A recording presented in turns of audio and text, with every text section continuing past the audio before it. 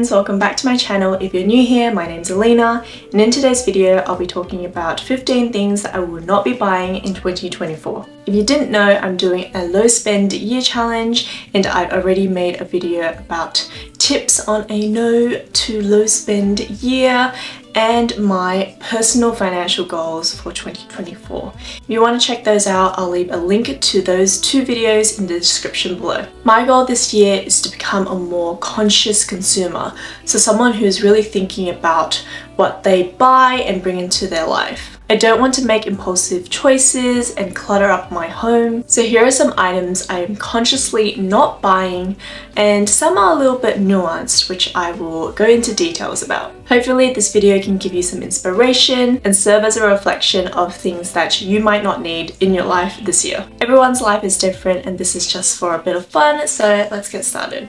Number one is new perfume, new makeup, new nail polish and hair dye. This year, I don't want to be having full-size products of things that I don't really know will work. I want to stick with what I know and replace my used up items with the same product. I think if there is something new that I want to try, I'll allow myself to grab a free sample if that's available. I know I definitely don't need any more nail polish. I've got loads and I'm staying away from hair dye this year.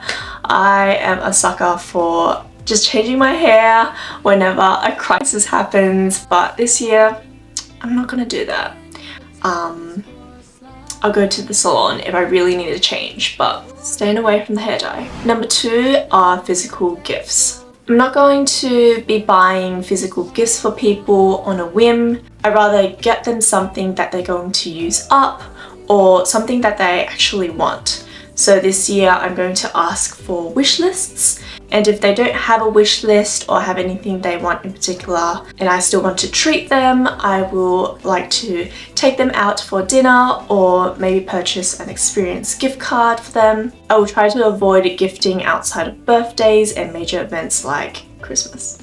Number three are personal care appointments that I can do myself. So ever since COVID happened, I have been buying lots of nail supplies, and I think I've gotten to the point where I really don't need any more and I shouldn't be visiting the nail salon because I can do it myself at home.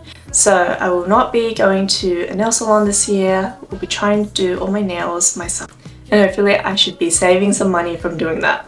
Number four are homewares. I really love mugs and little trinkets, but the truth is I don't need any more decorations or any more cups. One thing I did like to do last year is buy myself some flowers.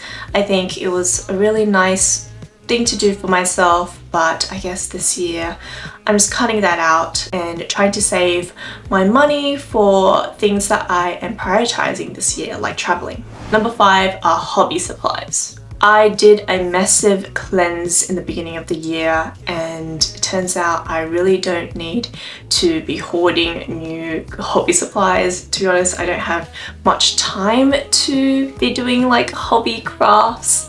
I picked up painting, crochet, pottery, but yeah, I barely touch these supplies, so I will not be buying any more.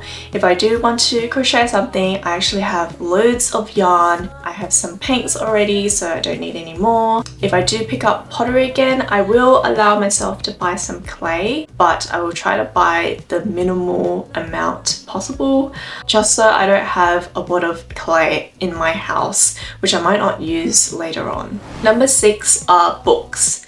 This is quite an easy one for me because I don't read, but if you're thinking of doing a no spend or a low spend year and you do love books and do love to read, this might be a difficult one for you. I encourage checking out the library, doing a book swap. I've been seeing like plenty of free street libraries where you can, take a book for free or leave one in exchange. So yeah, I think there's plenty of ways to read without buying a new book.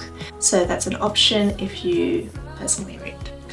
Number seven is stationery. I Mostly do everything on my laptop. I do have a notebook and some pens, but I have a lot of pens. Like, don't need any more for the rest of the year. Don't need any more notebooks. I think I have like 3 and I'm pretty sure it will last me for the rest of the year. So yeah, no more stationery.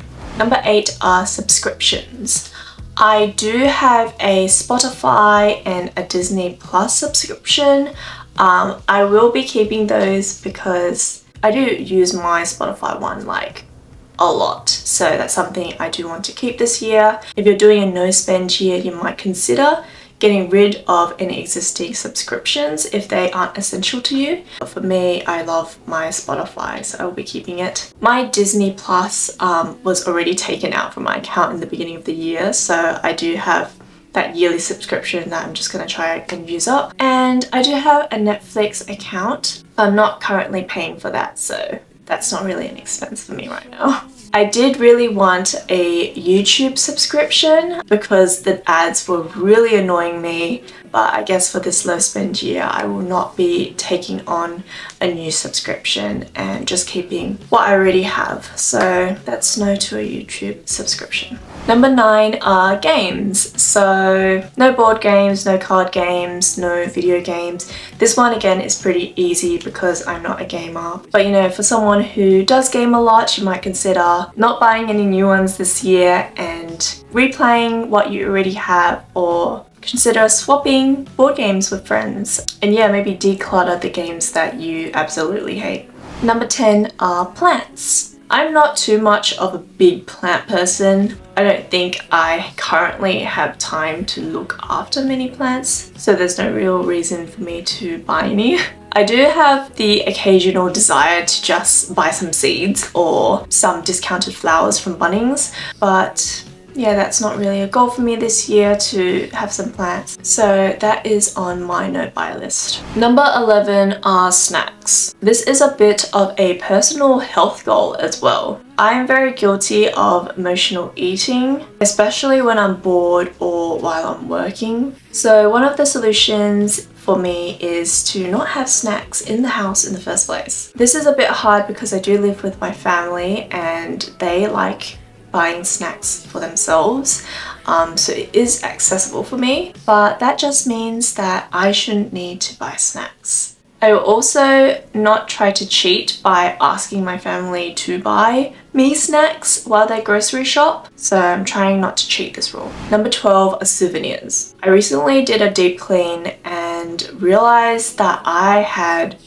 a bunch of souvenirs that were kind of just clutter. So I collect postcards and luggage stickers, and I ended up with 7 postcards and 12 stickers from my trip to Asia last year. I really don't need that many stickers or postcards. I really only need 1 sticker for each country that I'm visiting, so I will be consciously just limiting that number down. So I am going to South Korea this year, so I will allow myself to buy 1 sticker souvenir from there and maybe 1 postcard. But yeah, I will be repurposing all my existing postcards into greeting cards for my friends. So they are still going to be used up, but yeah, otherwise trying not to buy these souvenirs excessively.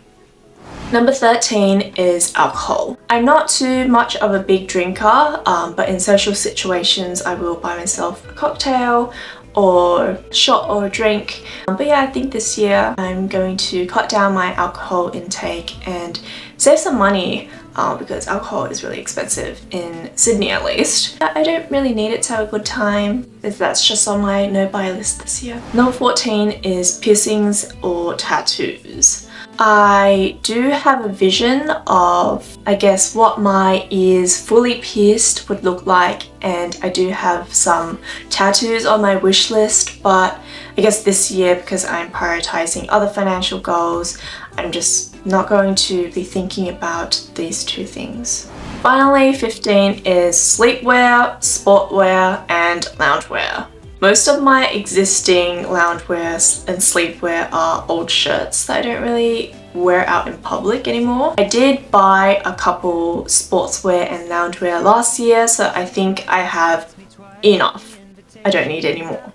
This might be a bit of a hard no buy for me because I've been seeing some really cute PJs. I also work at home a lot, so I'm always in loungewear. Yeah, it would be really nice to have some matching PJs or matching gym set and loungewear, but my financial goals take priority, so these items are on the no buy list. And those are the 15 items I will not be buying or trying not to buy this year in 2024. If you're trying to declutter your life or want to work towards more conscious goals around your finances, I already have a video on tips for a no or low spend year. I also have a video about my personal low spend year goals and rules to give you some inspiration if you are interested in that. This is the first time I'm trying and talking about a low spend year, so I'll be documenting my journey and I'll be vlogging about my finances monthly throughout the year. Thank you so much for watching, and I'll see you in my next video.